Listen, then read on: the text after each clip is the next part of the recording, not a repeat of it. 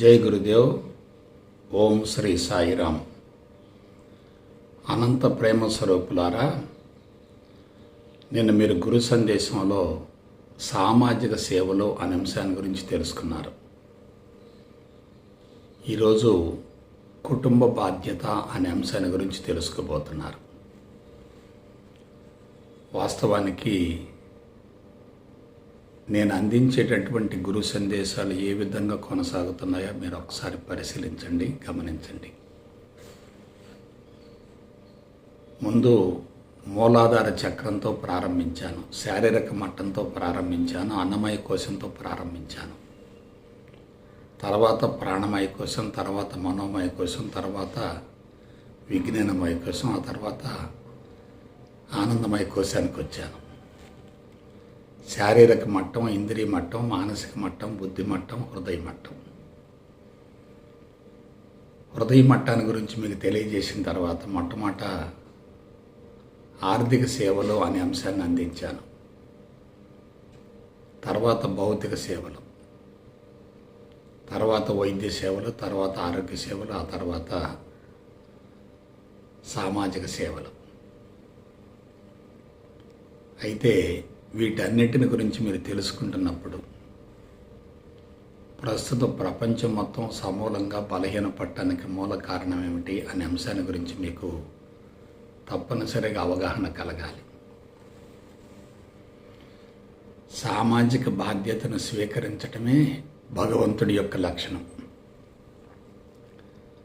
సామాజిక బాధ్యతను విస్మరించటమే సామాన్యుడి యొక్క లక్షణం. సామాజిక బాధ్యతను స్వీకరించిన వ్యక్తికి సమాజమే శక్తినిస్తుంది. ప్రకృతి నిరంతరం కాపాడుతూ ఉంటుంది, పహారగాస్తూ ఉంటుంది. అతనికి అన్నీ సమకూరుతాయి. ఒకవైపు సూక్ష్మత్వం మెరుగుపడుతూ ఉంటుంది, మరొక వైపు స్థూలత్వం కూడా సమకూరుతూ ఉంటుంది. ఎప్పుడైతే హృదయ మట్టం వికసిస్తుందో అతనిలో త్యాగం ఉంటుంది, వైరాగ్యం ఉంటుంది, సేవభావం ఉంటుంది. ఈ 3 పాయింట్లు పట్టుకోండి. త్యాగం, వైరాగ్యం, సేవాభావంతో జీవించే వ్యక్తి ఎలా ఉంటాడు? స్వార్థంగా, సంకుచితంగా, పరిమితంగా జీవిస్తూ అహంకారంలో పూర్తిగా ఇరుక్కుపోయినటువంటి వ్యక్తి ఎలా ఉంటాడు? ప్రస్తుతం ఎటువంటి వ్యక్తుల ద్వారా సమాజం బలహీనపడుతుంది, సమాజం కలుషితమవుతుంది, సమాజం పతనమవుతుందో మీరు ఆలోచించండి ఒకసారి. ఎందుకంటే మిగతా జంతువులకు లేనటువంటి ప్రత్యేకమైన విశిష్టమైనటువంటి మనో చైతన్యం, బుద్ధి చైతన్యాలు రెండు ఒక్క మానవ జాతిలోనే ఉన్నాయి. అవి ఉన్నాయంటే సమాజాన్ని గురించి, ప్రపంచాన్ని గురించి, ప్రకృతిని గురించి ఆలోచించే అవకాశం ఉంటుంది. గత 25,000 సంవత్సరాలుగా ప్రపంచం అన్ని విధాల బలహీనపడుతుంటే మానవుడు దాని మీద దృష్టి పెట్టడం లేదంటే మానవుడు ఏ స్థాయిలో ఉన్నాడో, ఏ స్థితిలో ఉన్నాడో, ఏ విధంగా ఆలోచిస్తున్నాడో మీరు ఒకసారి పరిశీలించండి. మనిషి సమూలంగా బలహీనపడుతూ ఉంటే సైన్సు, సాంకేతిక పరిజ్ఞానం పేరుతో ప్రకృతి మీద, అంతరిక్షంలో విస్తృతంగా ప్రయోగాలు చేసి నేనేదో సాధిస్తున్నాను అనే భావనతో మనిషి ఇంకా ముందుకెళ్తున్నాడంటే అతనికి మతి భ్రమించినట్లే కదా, పిచ్చిపెట్టినట్లే కదా. తాను చెడ్డ కోతి వనమంతటిని చెరిచినట్లుగా మనిషి తాను పతనమవుతూ మిగతా వాళ్ళను కూడా మనశ్శాంతిగా ఉండనీయకుండా, సంతృప్తిగా జీవించనీయకుండా వాళ్ళను కూడా అశాంతికి, అసంతృప్తికి లోను చేస్తున్నాడంటే ఈ మానవుడు మానవత్వంతో జీవిస్తున్నాడా, దానవత్వంతో జీవిస్తున్నాడా? మనకు మానవులలో కొంతమంది వ్యక్తులు ఉంటారు, శాడిస్టులు అంటారు.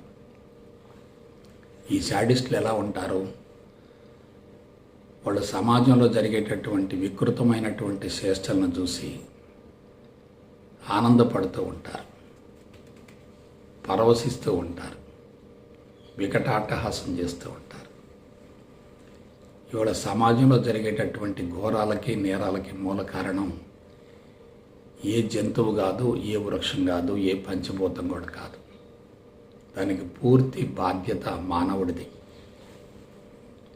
మానవుడు తాను పతనమై సమాజాన్ని, ప్రపంచాన్ని, ప్రకృతిని సైతం పతనం చేస్తున్నాడు. అయితే ఎవరికైతే హృదయ మట్టం వికసిస్తుందో, హృదయ మట్టం తెరుచుకుంటుందో వాళ్ళు ఎలా ఉంటారు? వాళ్ళలో 3 విశిష్టమైన లక్షణాలు ఉంటాయి. ఒకటి త్యాగం. త్యాగం ఉన్న చోట స్వార్థం ఎందుకు ఉంటుంది? వైరాగ్యం. వైరాగ్యం ఉన్న వ్యక్తి ప్రపంచాన్ని ఎందుకు పట్టుకుంటాడు? సేవాభావం. సేవాభావంతో జీవించే వ్యక్తి సమాజం నుండి ఏమీ ఆశించడు కదా. కాబట్టి త్యాగం, వైరాగ్యం, సేవాభావం ఈ 3 కూడా హృదయ మట్టానికి సంబంధించినటువంటి అంశాలు. త్యాగంతో జీవించే వ్యక్తి కురవత్తిలా కరిగిపోతూ ఉంటాడు. కానీ అతను కరిగిపోతున్న అతని యొక్క వెలుగులు మాత్రం ప్రపంచానికి వ్యాపిస్తూ ఉంటాయి. ఈ విధంగా సమాజంలో అనేక మంది సమాజ శ్రేయస్సు కోసం, సమాజ పురోభివృద్ధి కోసం విపరీతంగా పరితపిస్తున్నారు, తప్పిస్తున్నారు, ఆరాటపడుతున్నారు. అటువంటి వాళ్ళనే మానవతావాదులు అంటారు. మానవతావాదులంటే మానవుల్ని ఉద్ధరించేటటువంటి ప్రయత్నంలో తమ వంతు విశిష్టమైనటువంటి కృషి చేసేవాళ్ళే మానవతావాదులు అవుతారు. అటువంటి వ్యక్తుల ద్వారా సమాజానికి ఎంతో కొంత మేలు జరుగుతుంది.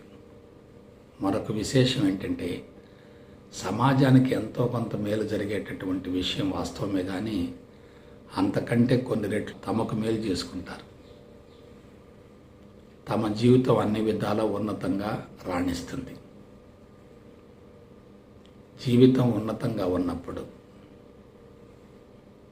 అతని అంతరంగంలో పవిత్రత ఉన్నప్పుడు, తనను గురించి, సమాజాన్ని గురించి, ప్రపంచాన్ని గురించి, ప్రకృతిని గురించి, విశ్వాన్ని గురించి సంపూర్ణ అవగాహన ఉన్నప్పుడు ప్రపంచం అతని వైపు చూస్తూ ఉంటుంది. అతన్ని ప్రేమిస్తూ ఉంటుంది, పూజిస్తూ ఉంటుంది, ఆరాధిస్తూ ఉంటుంది, గౌరవిస్తూ ఉంటుంది, వేణోళ్ళు కొనియాడుతూ ఉంటుంది.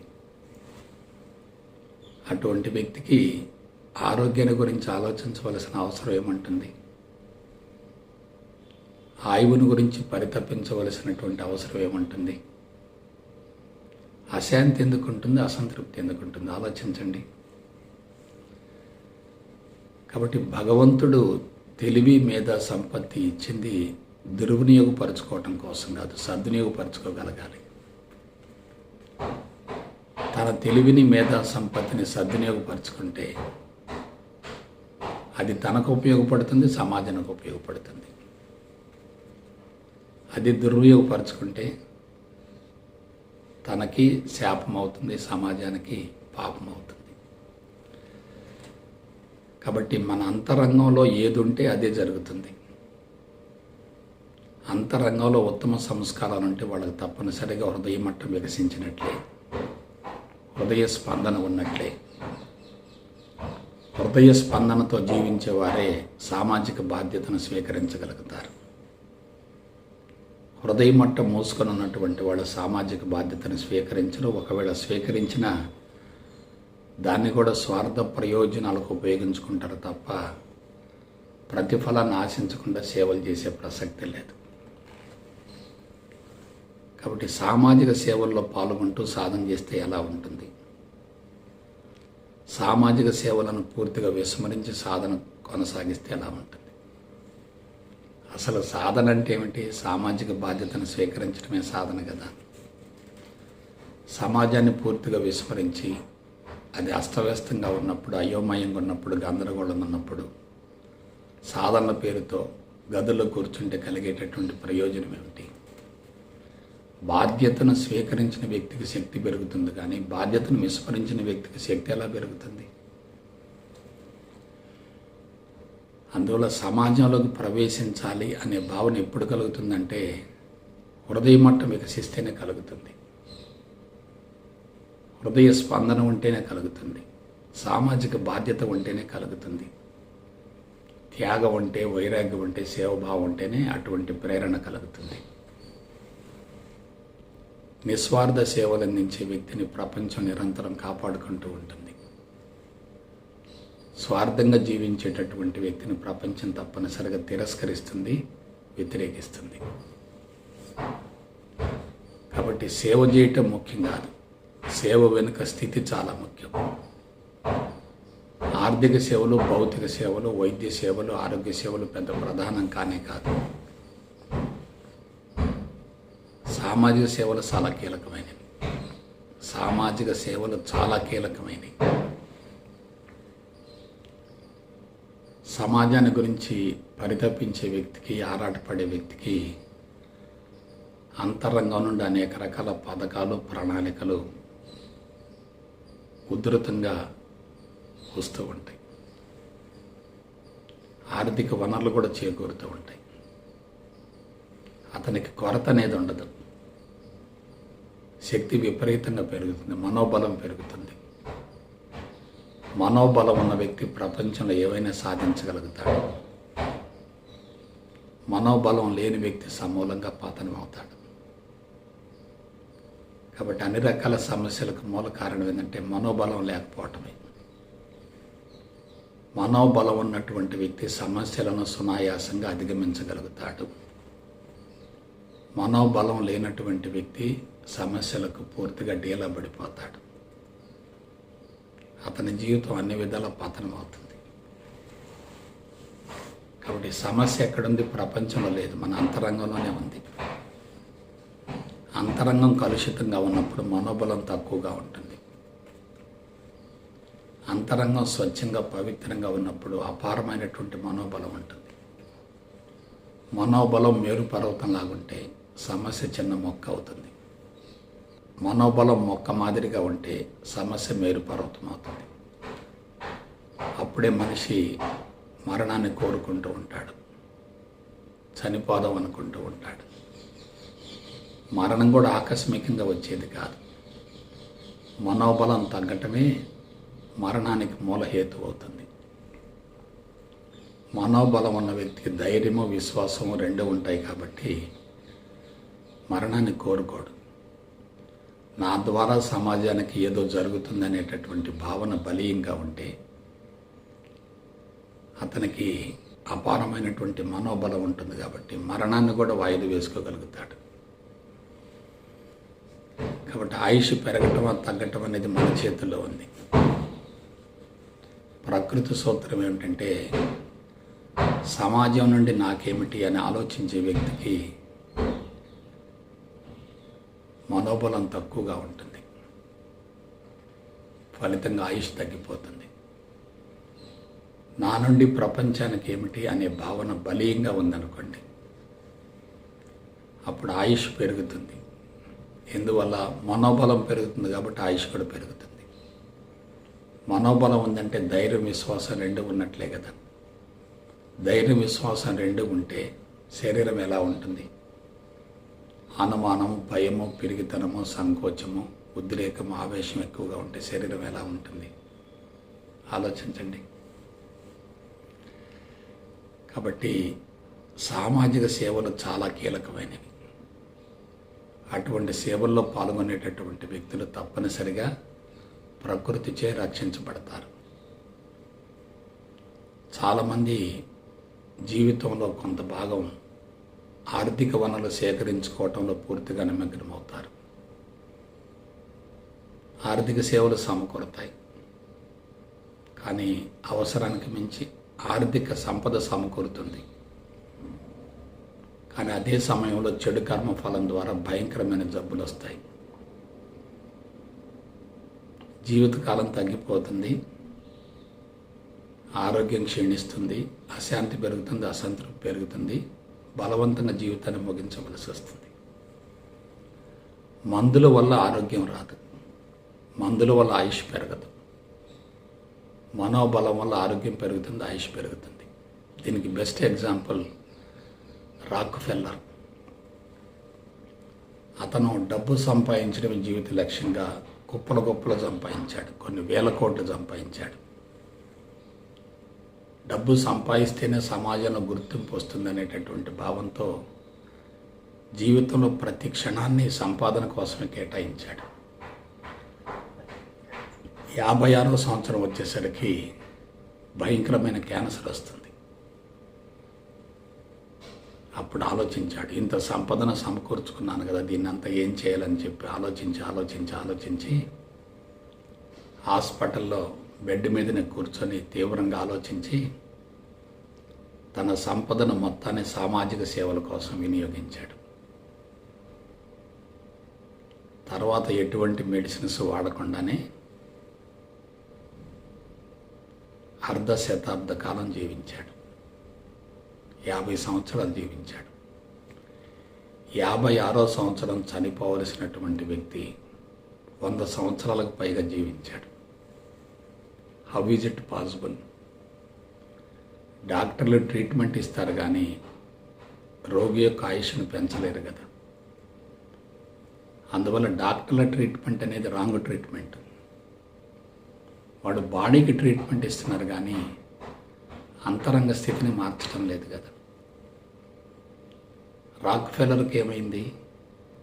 రాక్ఫెల్లర్ విచక్షణతోటి విజ్ఞతతోటి తన జీవితాన్ని గురించి లోతుగా అధ్యయనం చేశాడు.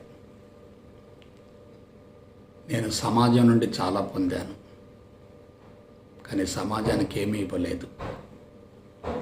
సమాజానికి ఇవ్వకుండానే నా జీవితం ముగుస్తుంది అనేటటువంటి భావంతో సంపాదించింది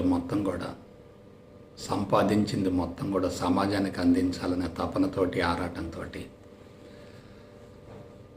అంతటినీ పంచుకుంటూ పోయాడు. ఎటువంటి మెడిసిన్స్తో పని లేకుండానే అర్ధ శతాబ్ద కాలం జీవించాడు. 50 సంవత్సరాలు జీవించాడు. క్యాన్సర్ సోకిన తర్వాత ఒక వ్యక్తి 50 సంవత్సరాలు జీవించడం అంటే అది రికార్డు బ్రేక్. అది సాధ్యమయ్యే ప్రసక్తి లేదు. ఏమిటి అతనిలో సంభవించినటువంటి మార్పు ఏమిటంటే ఆలోచన ధోరణి మారింది. జీవితంలో సగభాగంలో ప్రపంచం నుండి నాకేమిటి అనుకున్నాడు. ఆ తర్వాత నా నుండి ప్రపంచానికి ఏమిటి అనుకున్నాడు.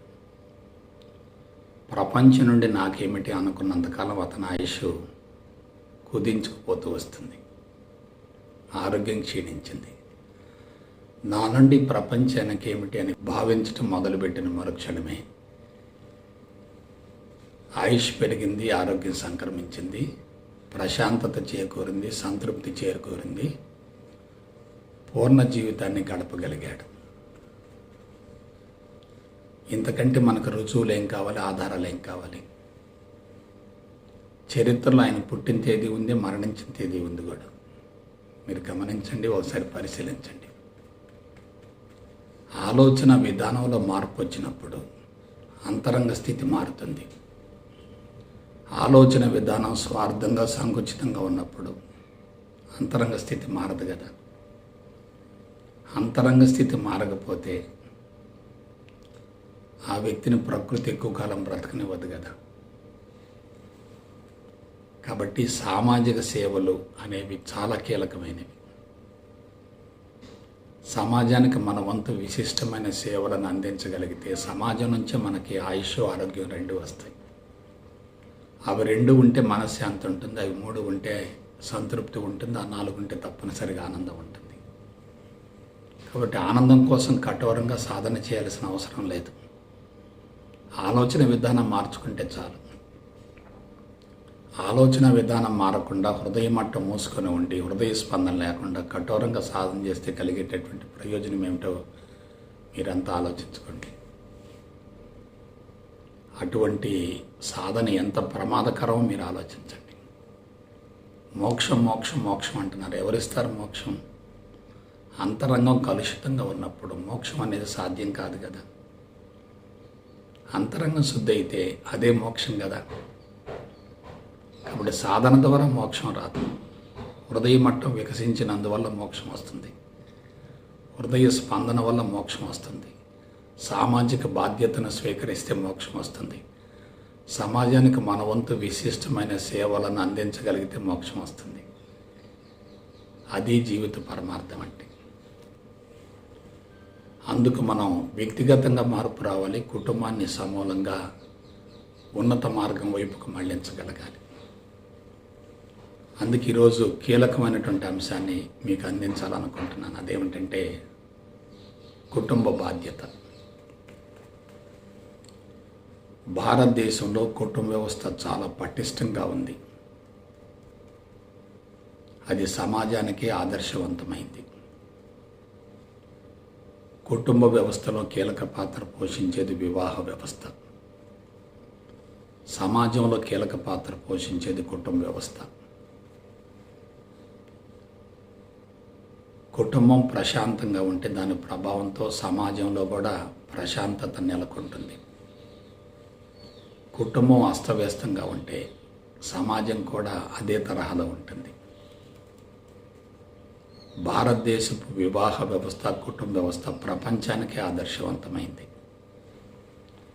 సనాతన ఋషులు మనకు అందించినటువంటి జీవన విధానం ఎంతో పవిత్రమైంది, మహోన్నతమైంది.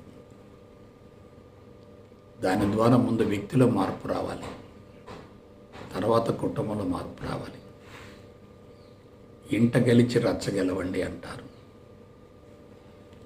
ఇంట్లో ఈగల మోతగా ఉంటే బయట పల్లకి మోత అంటే ఎలా? ఇంటిని చక్కదిద్దుకున్న వ్యక్తికే సమాజాన్ని చక్కదిద్దేటటువంటి అర్హత ఉంటుంది, అవకాశం ఉంటుంది. కుటుంబం అస్తవ్యస్తంగా ఉన్నప్పుడు సమాజంలోకి ప్రవేశించి సమాజాన్ని ఉద్ధరిస్తామంటే సమాజం స్వీకరించే ప్రసక్తే లేదు. ఇవాళ మీరు సామాజిక సేవల్లో పాల్గొనే వ్యక్తులను చాలామందిని మీరు గమనించండి.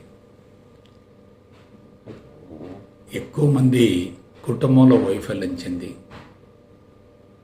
కుటుంబ బాధ్యతలను సక్రమంగా నిర్వహించలేక కుటుంబంలో అసంతృప్తిని, అశాంతిని పెంచుకొని దాన్ని భర్తీ చేసుకోవటం కోసం సమాజంలోకి పరుగులు పెడుతున్నారు. అంటే అంతరంగంలో ఉన్నటువంటి అసంతృప్తిని భర్తీ చేసుకోవటం కోసం సామాజిక సేవల్లో పాల్గొంటున్నారు. అలా సామాజిక సేవల్లో పాల్గొనటం ద్వారా ఎంతో కొంత మేరకు సంతృప్తి కలిగే మాట వాస్తవమే, కానీ అంతరంగంలో ఉన్నటువంటి అసంతృప్తికి మూల కారణం కుటుంబంలో ఉంది. కాబట్టి ముందు కుటుంబాన్ని చక్కదిద్దుకోవాలి.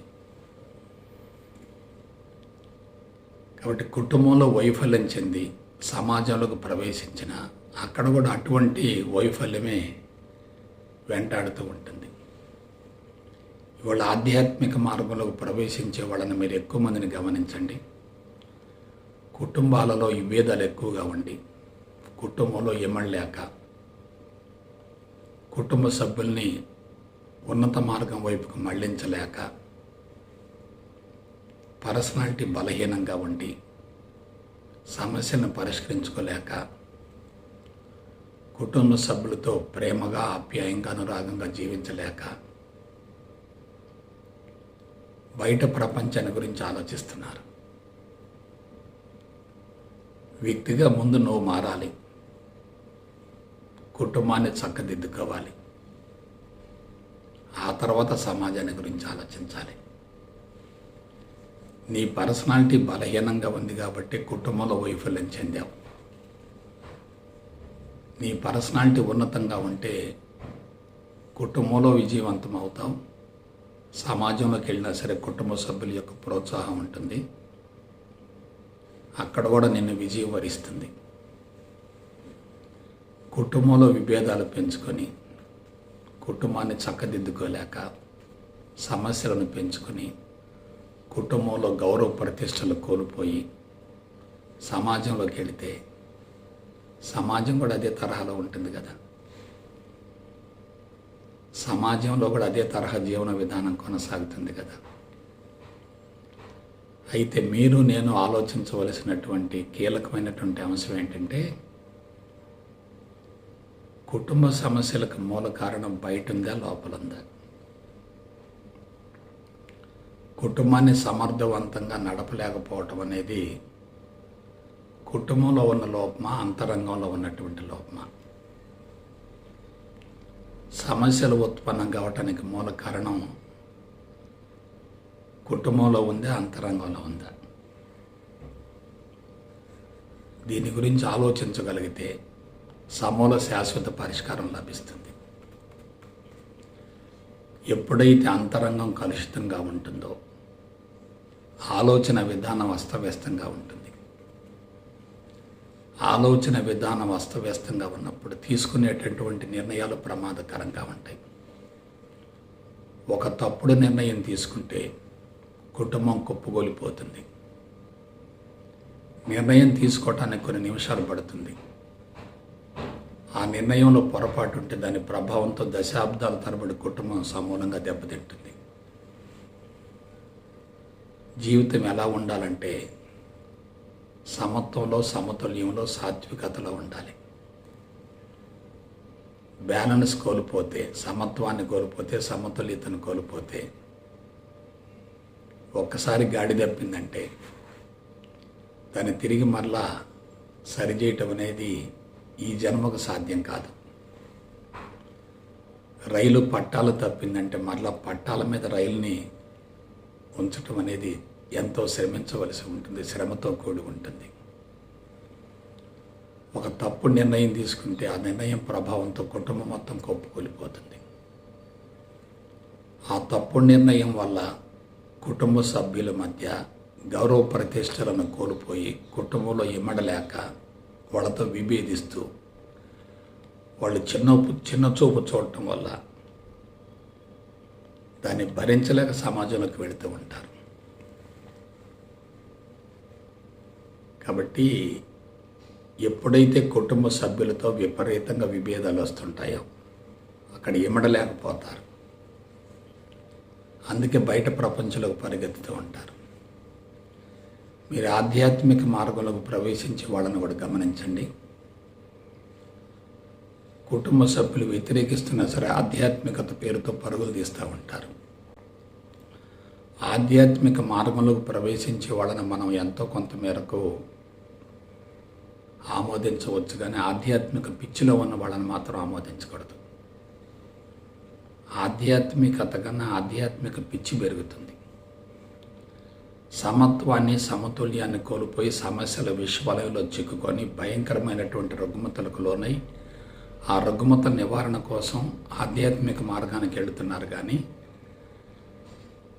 అంతరంగంలో సంతృప్తి ఉండి ప్రశాంతత ఉండి ఆధ్యాత్మిక మార్గంలోకి ప్రవేశించడం లేదు కదా. అంతరంగంలో అసంతృప్తి ఉండి ఆధ్యాత్మిక మార్గంలోకి ప్రవేశించే వాళ్ళకి అక్కడ పిచ్చి ఎక్కువ అవుతుంది. కుటుంబాన్ని వదిలేసి ఆశ్రమాల చుట్టూ, స్వామీజీల చుట్టూ, బాబాల చుట్టూ, గురూజీల చుట్టూ పిచ్చి పిచ్చిగా తిరుగుతూ ఉంటారు. దానివల్ల కుటుంబంలో ఇంకా విభేదాలు పెరుగుతుంటాయి. పైగా వాళ్ళు చేసేటటువంటి కంప్లైంట్ ఏమిటంటే మా కుటుంబంలో సహకారం లేదండి, వాళ్ళు నా మాట వింటం లేదండి, వాళ్ళని ఈ వైపుకి రమ్మంటే రావటం లేదండి. ఇది ఇంకా బాధ్యతారాహిత్యమైనటువంటి ఆరోపణ. నీలో మార్పు వస్తే వాళ్ళు నీ మార్పును గమనించి నీ వైపుకి వస్తారు కదా. నువ్వు ఆధ్యాత్మిక పిచ్చిలో ఉండి స్వామీజీల చుట్టూ, గురూజీల చుట్టూ, బాబాల చుట్టూ పిచ్చి పిచ్చిగా తిరుగుతూ ఉంటే సమత్వాన్ని, సమతుల్యాన్ని కోల్పోతే నీ బాటలోనే వాళ్ళు కూడా నడిస్తే వాళ్ళ భవిష్యత్తు ఏమవుతుంది? కాబట్టి ఆధ్యాత్మికత చాలా గొప్పది, కానీ ఆధ్యాత్మిక పిచ్చి ఉండకూడదు. వ్యక్తిగత సంబంధాలు ఉండకూడదు, వ్యక్తి పూజలు ఉండకూడదు, సంస్థలో ఇరుక్కుపోకూడదు, ఏ సంస్థని మోయకూడదు. సంస్థలో ఇరుక్కున్నామంటే పక్షపాతం పెరిగినట్లే కదా. పక్షపాతం పెరిగిందంటే రాగద్వేషాలు ఉంటాయి కదా. రాగద్వేషాలు ఉన్నాయంటే ఏమవుతుంది? బ్యాలెన్స్ కోల్పోతారు కదా. బ్యాలెన్స్ కోల్పోయిన వ్యక్తి ఇంట్లో ఉంటే ఏమవుతుంది? ఇంట్లో వాళ్ళని కూడా జడగొడతాడు. ఇవాళ ఆధ్యాత్మికత చాలా తక్కువగా ఉంది. ఆధ్యాత్మిక పిచ్చి తారాస్థాయిలో ఉంది. కుటుంబ అవసరాలు తీర్చకుండా విపరీతంగా డొనేషన్లు ఇస్తూ ఉంటారు. మరి ఇంట్లో వాళ్ళు వ్యతిరేకిస్తారు కదా. కుటుంబ అవసరాలు తీరుస్తూ ఉంటే నువ్వేం చేసినా వాళ్ళు ఆమోదిస్తారు కదా. నీ నిర్ణయంలో పొరపాటు ఉంటే, నీ వల్ల కుటుంబానికి నష్టం కలిగితే, ఆర్థికంగా కుటుంబాన్ని ఇంకా బలహీనపరుస్తుంటే వాళ్ళు ఎందుకు ఆమోదిస్తారు? అందుకే అటువంటి వాళ్ళు వ్యక్తిని వ్యతిరేకిస్తారు, ఆ వ్యక్తి అనుసరించేటటువంటి సంస్థను కూడా వ్యతిరేకిస్తారు. కాబట్టి నా సలహా ఏమిటంటే, సామాజిక సేవలు ముఖ్యం కాదు, భౌతిక సేవలు ముఖ్యం కాదు, ఆర్థిక సేవలు ముఖ్యం కాదు. ముందు అంతరంగాన్ని శుద్ధి చేసుకో. కుటుంబ సభ్యులు నిన్ను ప్రోత్సహించే విధంగా వాళ్ళని నువ్వు ఆకట్టుకో. అందుకు ఆధ్యాత్మిక మార్గంలో పరిణతి చెందటానికి సంవత్సరాల తరబడి లోతుగా దాని గురించి అధ్యయనం చేయి. ఆధ్యాత్మికత అనేది సశాస్త్రీయంగా ఉండాలి. భౌతికవాదం ఉండాలి, లౌక్యం ఉండాలి, మనస్తత్వం ఉండాలి, తత్వం ఉండాలి, మత సామరస్యం ఉండాలి. ఆ తర్వాతనే ఆధ్యాత్మికత. ఎప్పుడైతే అనుసరించేటటువంటి మార్గం పరిపూర్ణంగా ఉంటుందో మనిషిలో పరిపూర్ణ వ్యక్తిత్వం ఏర్పడుతుంది. పరిపూర్ణ వ్యక్తిత్వం ఏర్పడితే సమస్యలు బలహీనమవుతాయి. వ్యక్తిత్వం బలహీనంగా ఉందనుకోండి, సమస్యలు ఏమవుతాయి? బలోపేతమవుతాయి. సమస్యలను పరిష్కరించలేకపోతే అసమర్థపు యజమానిగా ముద్ర వేయించుకుంటారు. అసమర్థపు యజమాని వల్ల కుటుంబానికి అపారమైన నష్టం కలుగుతుంది. అందుకు మూల కారణం ఒక్కటే, యజమానిలో తమోగుణం రజోగుణం ఎక్కువగా ఉండటమే. తమోగుణం రజోగుణం ఎక్కువగా ఉంటే ఆ యజమాని కుటుంబానికి న్యాయం చేయలేడు. విజయవంతమైన యజమాని అంటే తమోగుణాన్ని రజోగుణాన్ని సమపాళలో ఉంచుకొని సత్వగుణాన్ని పెంపొందించుకునేవాడే. సత్వగుణం ఉందంటే సమస్యలు ఉండవు, సమస్యలు ఉన్నాయంటే సత్వగుణం లేదని గుర్తుపెట్టుకోండి. కాబట్టి నాకు తెలిసినంతవరకు బాధ్యత అనే పదం చాలా విశిష్టమైంది. కుటుంబ బాధ్యతను స్వీకరించి కుటుంబ వ్యవహారాలను సమర్థవంతంగా చక్కబెట్టేటటువంటి వ్యక్తికి మాత్రమే సమాజంలోకి ప్రవేశించి సమాజానికి సేవలు చేసేటటువంటి అర్హత ఉంటుంది, అవకాశం ఉంటుంది. కుటుంబాన్ని తప్పుడు మార్గంలోకి పయనింపజేసి కుటుంబంలో సమస్యలు సృష్టించి సమాజంలోకి ప్రవేశించి సేవలు చేస్తానంటే అంతకు మించినటువంటి ఆత్మవంచన మరొకటే ఉంటుంది. అందరూ ఆధ్యాత్మిక ప్రచారాన్ని గురించి ఆలోచిస్తున్నారు తప్ప ఆధ్యాత్మికతను ఆచరించాలని భావించడం లేదు. ఆచరించిన తర్వాత ప్రచారం చేయాలి. ఆచరించకుండా అనుభవంలోకి పొందకుండా ప్రచారం చేస్తే ఎలా? కోట్లాది మంది సాధకులు పెరుగుతున్నారు, కానీ ఎంతమంది పరిణతి చెందుతున్నారు? ఎందుకు పరిణతి చెందలేకపోతున్నారు? అందుకు మూల కారణం ఏంటి? ప్రచారం చేసేవాళ్ళు పెరుగుతున్నారు, సంస్థలను విస్తరింపజేసేవాళ్ళు పెరుగుతున్నారు, కానీ ఎంతమంది పరిణతి చెందుతున్నారు? ఎంతమందిలో మార్పు వస్తుంది? ఎందుకు మార్పు రావటం లేదు? అందుకు మూల కారణం ఏంటి? అసలు ఆధ్యాత్మికతే ఒక బంధం కదా. ప్రత్యేకంగా ఆధ్యాత్మికత అనేది ఎక్కడా లేదు కదా. ముందు వ్యక్తిగా నిన్ను నువ్వు సంస్కరించుకుంటే ఆ తర్వాత కుటుంబాన్ని సంస్కరించవచ్చు. కుటుంబాన్ని సంస్కరించిన తర్వాతనే సమాజంలోకి ప్రవేశించే అర్హత ఉంటుంది. కుటుంబంలో వైఫల్యం చెంది సమాజంలోకి ప్రవేశించిన ఆ వైఫల్యం నిన్ను వెంటాడుతూనే ఉంటుంది. కుటుంబ సభ్యుల నుంచి సమూలంగా సహకారం ఉంటే శక్తి విపరీతంగా పెరుగుతుంది. కుటుంబ సభ్యుల నుండి సహకారం లేకపోతే శక్తి విపరీతంగా హరించుకుపోతుంది.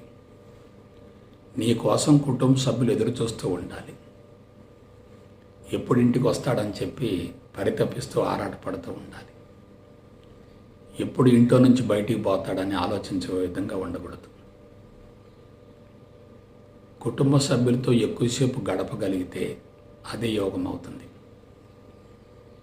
కుటుంబ సభ్యులతో నిరంతరం విభేదిస్తూ ఉండి బయటికి వెళ్ళటానికి అలవాటు పడితే కుటుంబంలో లభించినటువంటి ప్రశాంతత బయట లభిస్తుంది అనే భావన ఉంటే అతడు తప్పనిసరిగా బాధ్యతగా జీవించినట్లే. బాధ్యతగా జీవించే వ్యక్తిని ఎట్లా గుర్తుపట్టచ్చు? అతను ధర్మంగా జీవిస్తాడు, సత్యవంతంగా జీవిస్తాడు, క్రమశిక్షణగా జీవిస్తాడు, కష్టపడి పనిచేస్తాడు. తీసుకునే ప్రతి నిర్ణయం కూడా తనకి కుటుంబానికి వరం అవుతుంది. కుటుంబ సభ్యులు ఆయన యొక్క నిర్ణయం కోసం ఎదురు చూస్తూ ఉంటారు. ఆయన నిర్ణయాన్ని గౌరవిస్తూ ఉంటారు, శిరస వహిస్తూ ఉంటారు. ఆ గౌరవానికి అతను అర్హుడవుతాడు. తండ్రి మాటకి విలువనిచ్చేటటువంటి కుటుంబం ఉంటే ఆ కుటుంబం స్వర్గం అవుతుంది, దేవాలయం అవుతుంది, దేవుడి కోవెల అవుతుంది, ప్రశాంతి నిలయం అవుతుంది, ఆనంద నిలయం అవుతుంది. ఇల్లు ఒక దేవాలయం అయితే ఇంక బయటికి వెళ్ళాల్సిన పని ఏంటి? నీ దేహాన్ని దేవాలయంగా చూసుకో. దేవుడు అందులో ఉన్నాడు అనుకో. దేవుడికి తమోగుణం ఉండదు కదా, రజోగుణం ఉండదు కదా, దానవత్వం ఉండదు కదా, కామము, క్రోధము, లోభము, మోహము, మదము, మాత్సర్యాలు ఉండవు కదా. ధర్మం ఉంటుంది కదా, సత్యం ఉంటుంది కదా, క్రమశిక్షణ ఉంటుంది కదా, కష్టపడి పనిచేసే మనస్తత్వం ఉంటుంది కదా, సంపూర్ణ గమనం ఉంటుంది కదా, విశేషణ ఉంటుంది కదా, వివేచన ఉంటుంది కదా, విచారణ ఉంటుంది కదా, విశ్లేషణ ఉంటుంది కదా.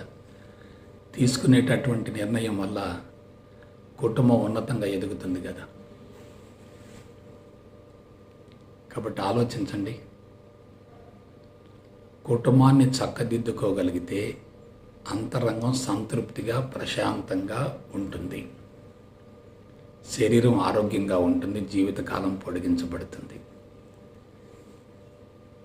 అటువంటి వ్యక్తి ప్రత్యేకంగా సాధన చేయాల్సిన అవసరం లేదు. బాధ్యత అనేటటువంటి పునాది మీద ఎవరైతే ముందుకెళ్తారో వాళ్ళు ఆధ్యాత్మికంగా త్వరగా పరిణతి చెందగలుగుతారు. బాధ్యత అనేటటువంటి పునాది లేకుండా, హృదయ మట్టం వికసించకుండా సామాజిక సేవల పేరుతో సమాజంలోకి పరిగెత్తినా సరే సమాజం నిన్ను ఆదరించే ప్రసక్తి లేదు.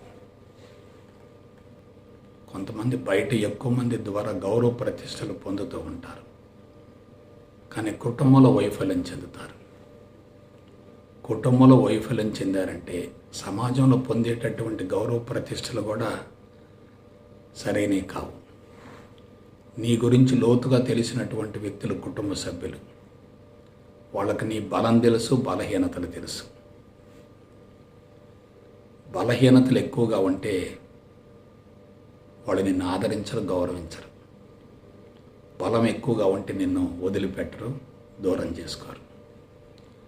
సామాజిక సేవలు చేస్తున్నప్పుడు ఎక్కువ మంది బలం చూస్తారు కానీ బలహీనతలు చూడరు. అందుకని గౌరవం వస్తుంది. కానీ ఇంటికి వస్తే గౌరవం పోతుంది.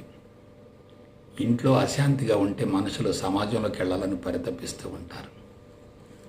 చాలామందిని గమనిస్తూ ఉంటాను. సాధన చేయండి, ఆధ్యాత్మిక మార్గంలో పరిణతి చెందండి అని పదే పదే చెప్తున్నప్పటికీ ఎక్కువ మంది ఎలా ఉంటారంటే, ఎందుకులేండి సాధన, సమాజానికి సేవ చేస్తే సరిపోతుంది కదా అంటారు. కాదు, సమాజానికి సేవ చేయటం ఎంత ముఖ్యమో నీ అంతరంగాన్ని శుద్ధి చేసుకోవటం కూడా అంతే ముఖ్యం. అంతరంగం శుద్ధి అయితే నిన్ను గాఢంగా ప్రేమించే వ్యక్తి నీ జీవిత భాగస్వామి అవుతుంది. ఇద్దరు జోడెడ్ల బండి మాదిరిగా ఉంటే కుటుంబం దేవాలయం అవుతుంది. కుటుంబంలో ఉన్నటువంటి భార్య భర్తలు ఇద్దరు కూడా బ్రహ్మ సరస్వతి మాదిరిగా, విష్ణుమూర్తి లక్ష్మి మాదిరిగా, శివుడు పార్వతిలా కనపడతారు. అటువంటి ప్రేమతత్వం ఇంట్లో విస్తరించేటట్లయితే అదే సాధన అవుతుంది కదా.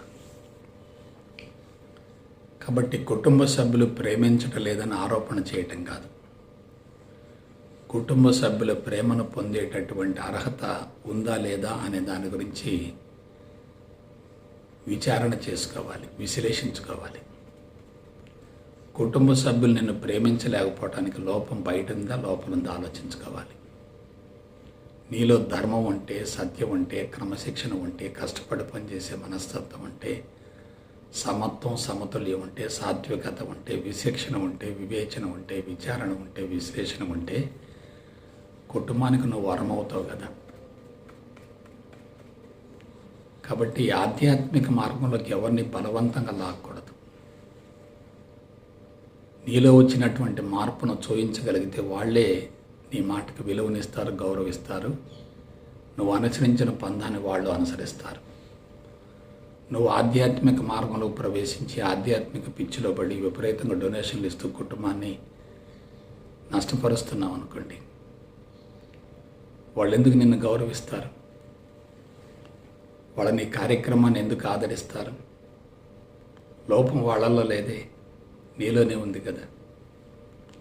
అది ఆధ్యాత్మికంగా పరిణతి చెంది ఆరోగ్యపరంగా ఎదిగి ఆయుష్ పెరుగుతూ ఉండి ప్రశాంతత ఉండి సంతృప్తి ఉండి నిర్ణయాల ద్వారా కుటుంబం అద్భుతంగా ఉన్నతంగా తీర్చిదిద్దబడుతూ ఉండి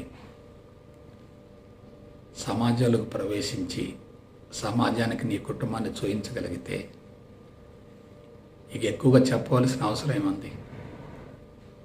కాబట్టి ప్రచారం ముఖ్యం కాదు, ఆచరణ ముఖ్యం. ఆచరణ లేకుండా ప్రచారం చేసుకుంటే ప్రయోజనం ఏముంటుంది? కాబట్టి ఆధ్యాత్మికత అనేది కొనుక్కునేది కాదు, కొనుక్కునేది కానే కాదు.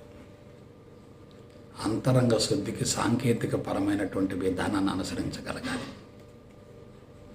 నేను ఒక్క విషయం చెప్తున్నాను, సామాజిక బాధ్యతను స్వీకరించబోయే ముందు కుటుంబ బాధ్యతను స్వీకరించు. కుటుంబ బాధ్యతను స్వీకరించబోయే ముందు నీ అంతరంగాన్ని సమూలంగా శుద్ధి చేసుకో. అంతరంగాన్ని సమూలంగా శుద్ధి చేసుకున్నావా, కుటుంబాన్ని అద్భుతంగా తీర్చిదిద్దగలుగుతావు. కుటుంబాన్ని అద్భుతంగా తీర్చిదిద్దుకున్న తర్వాత సమాజంలోకి వెళ్ళావా, నీ జీవితం ధన్యమవుతుంది. అందుకే ముందు స్వధర్మం, తర్వాతనే పరధర్మం. స్వధర్మం అంటే ఏమిటి? కుటుంబాన్ని చక్కదిద్దుకోవటం. పరధర్మం ఏమిటి? సమాజాన్ని ఉన్నత మార్గం వైపుకు మళ్లించటం.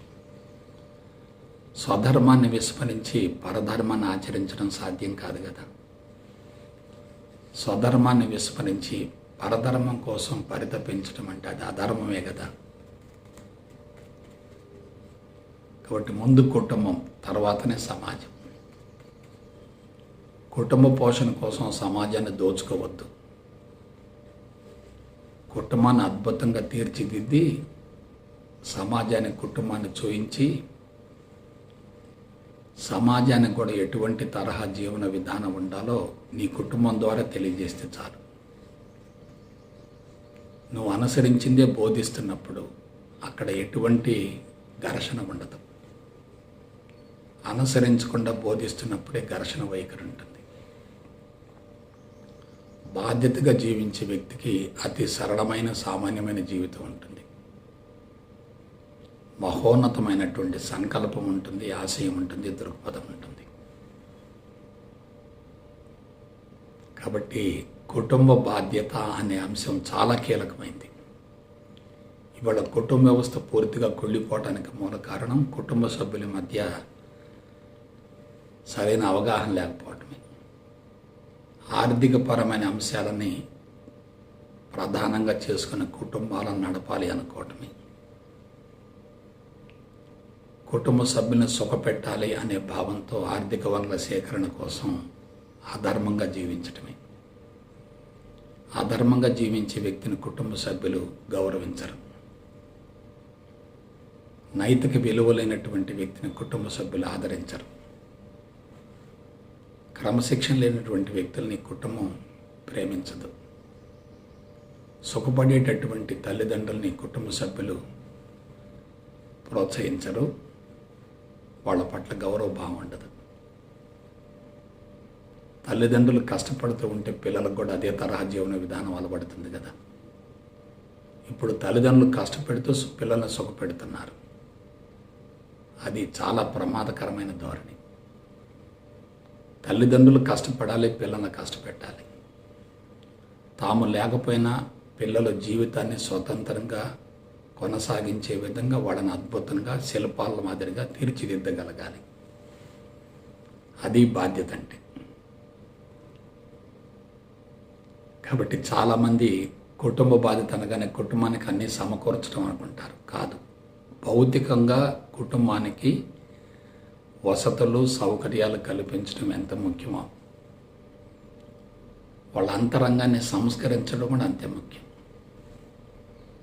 వాళ్ళ అంతరంగాన్ని సంస్కరించాలంటే ముందు మన అంతరంగాన్ని మనం సంస్కరించుకోవాలి. మన జీవన విధానంలో పొరపాటు ఉంటే వాళ్ళు మనల్ని గౌరవించరు. మన అహంకారానికి, అధికారానికి, సంపాదనకి భయపడి వాళ్ళు తాత్కాలికంగా శిరస్సు ఉంచుతారు, కానీ అంతర్గతంగా నిన్ను వ్యతిరేకిస్తూనే ఉంటారు.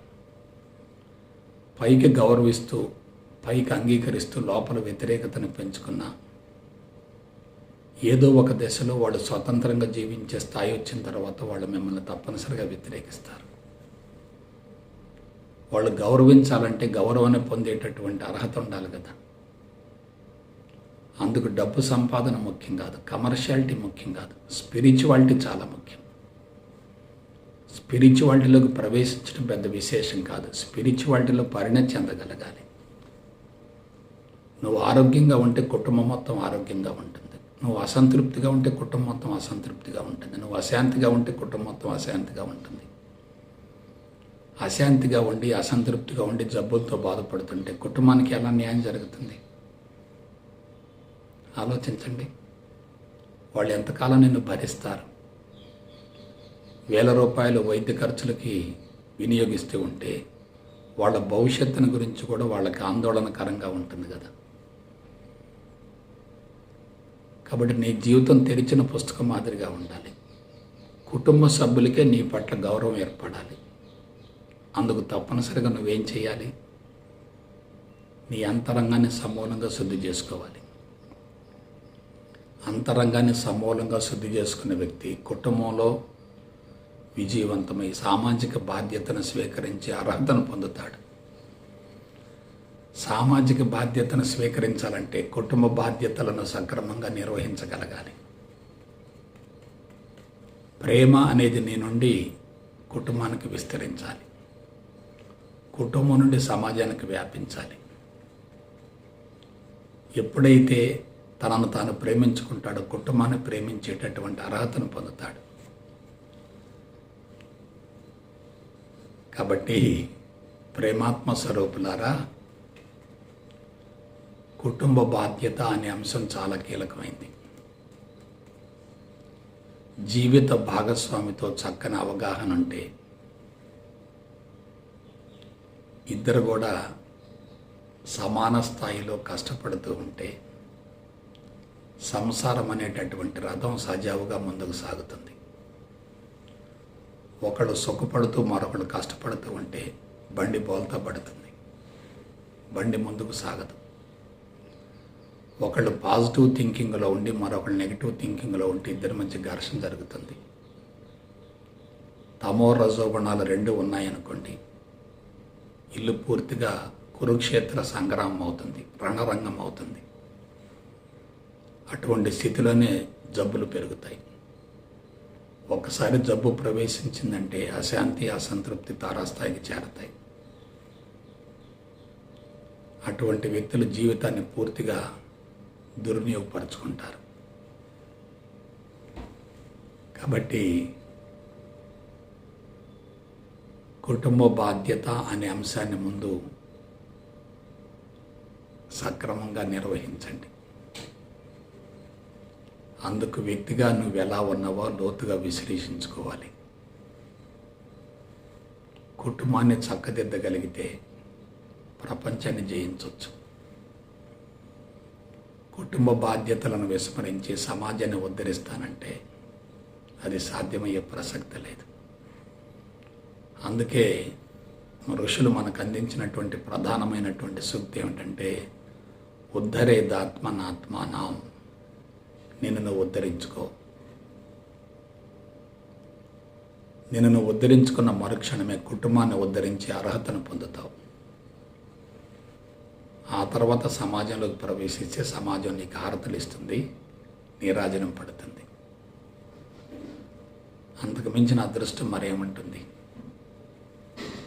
కాబట్టి ప్రేమాత్మ స్వరూపులారా, కుటుంబ బాధ్యత అనే అంశాన్ని గురించి లోతుగా అధ్యయనం చేసి మిమ్మల్ని మీరు సంస్కరించుకునే ప్రయత్నం మొదలు పెడతారని మనసా వాచ కర్మను కోరుకుంటూ సెలవు తీసుకుంటా. జై గురుదేవ్, జై గురుదేవ్, జై గురుదేవ్.